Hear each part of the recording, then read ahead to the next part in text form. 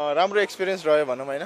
जसरी हामी अब युके अब हामी 37-38 डेजको लागि गएको थियौँ होइन। जसरी अगाडि 15-20 दिनको प्रिपरेसन थियो त्यो चाहिँ हाम्रो लागि अलिकति धेरै राम्रो भयो जस्तो लाग्छ होइन।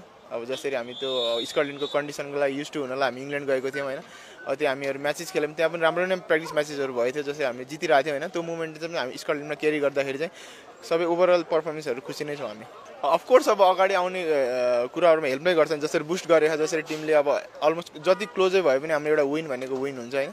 त्यो हामीले 3टा विन लिँदाखेरि चाहिँ अब अरू सिरिजहरू त्यस्तो स्कटल्यान्ड जस्तो अरू टफ हुँदैन अरू कन्डिसनमा। जस्तै अब दुबई ओमान नेपालमा जस्तै आफ्नो एसियन कन्डिसनमा त्यस्तो टफ हुँदैन। अब हामी टफ कन्डिसनमा गएर त्यति जित्नु भनेको नै धेरै ठुलो कुरा जस्तो लाग्छ।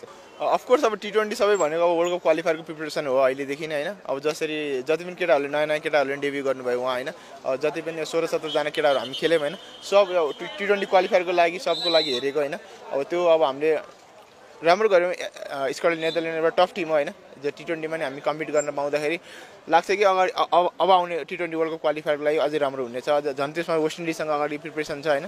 त्यो पनि अझै एक्साइटेड छौँ हामी चाहिँ। टिमले राम्रो गर्दाखेरि त्यो सेटिस्फाई छु होइन। अब पर्सनल माइलस्टोन भन्ने कुरा चाहिँ अब त्यो सेकेन्डरी पार्ट हो होइन। जतिसम्म अब टिमले जितेर आफ्नो नभए पनि त्यस्तो दुःख लाग्दैन। जब आफ्नो भएर टिमले हार्दाखेरि त्यति दुःख लाग्छ होइन।